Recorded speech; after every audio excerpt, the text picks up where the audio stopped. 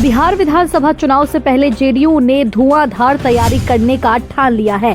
चुनाव से पहले पटना में होगा बहुजनों का महाजुटान, जो सीधे सीधे नीतीश कुमार को विधानसभा चुनाव में फायदा पहुंचा सकता है। नीतीश कुमार की जेडीयू करेगी बड़ी रैली। आगामी 14 अप्रैल को भीमराव अंबेडकर की जयंती समारोह को जेडीयू धूमधाम से मनाएगी।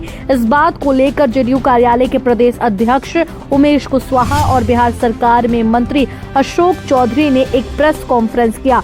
प्रेस कॉन्फ्रेंस को संबोधित करते हुए जेडीयू के प्रदेश अध्यक्ष उमेश कुशवाहा ने कहा कि 14 अप्रैल को बाबा भीमराव अंबेडकर की जयंती बापू सभागार में मनाया जाएगा। समारोह में मुख्यमंत्री नीतीश कुमार समेत पार्टी के अन्य वरीय नेता भी शामिल होंगे। जयंती में पूरे बिहार से लोग जुटेंगे और बाबा साहेब को श्रद्धांजलि अर्पित करेंगे। साथ ही आगे क्या कुछ तैयारी रहेगी, जरा सुनिए। और राजनीतिक रूप से सबलता प्रदान की संविधान के माध्यम से और धरातल पर उतारने का काम बिहार में माननीय नेता नीतीश कुमार ने किया। सबसे पहले जब 2005 में आए तो उन्होंने अनुसूचित जाति जनजाति विभाग का गठन किया।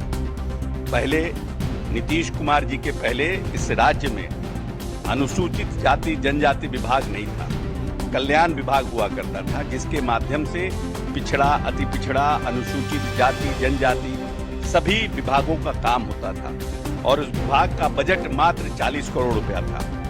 आज सिर्फ अनुसूचित जाति जनजाति का बजट 1400 करोड़ के आसपास है। तो ये एक बड़ी बात है। इस प्रदेश में महादलित मिशन का गठन करना, महादलितों के लिए विकास को गति देना और खास करके 15 अगस्त और 26 जनवरी को समानता की जो लड़ाई बाबा साहब ने लड़ी थी, उसके लिए 15 अगस्त और 26 जनवरी को महादलित टोलों में, चाहे वो प्रदेश का मुख्यमंत्री हो, मंत्री हो, जिलाधिकारी हो, प्रखंड अध्यक्ष हो, उसको मैंडेटरी महादलित टोलों में झंडोत्तोलन करना, ये एक सामाजिक क्रांति का बड़ा निर्णय माननीय नेता का था।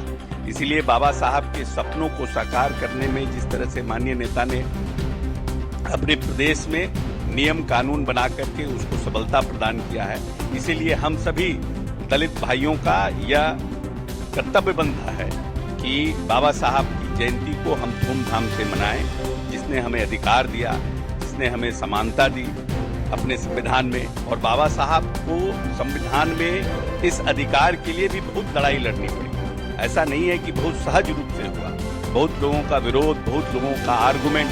अगर प्रिवी काउंसिल के बहस को देखिएगा तो काफी बहस हुआ था इस पर, और उसके बाद समानता का अधिकार हमें मिला है। इसीलिए हम सब जो लोग जो नीतीश जी के अनुयायी हैं, जो नीतीश जी के विचारों पर और नीतीश जी के नीति पर चलने का काम करते हैं, ये हम सब की जवाबदेही और जिम्मेवारी है कि बाबा साहब भीमराव अंबेडकर की जयंती को हम सब धूमधाम से मनाएं। और हम लोगों ने 13 तारीख का निर्णय इसलिए किया है कि वो एक दिन, वो रविवार है और पूर्व संध्या पर, क्योंकि हम लोगों ने पहले से माननीय नेता के कहने पर यह निर्णय किया था कि अंबेडकर जी की जयंती को और उनके शहादत दिवस को हम लोग बहुत धूमधाम से मनाएंगे।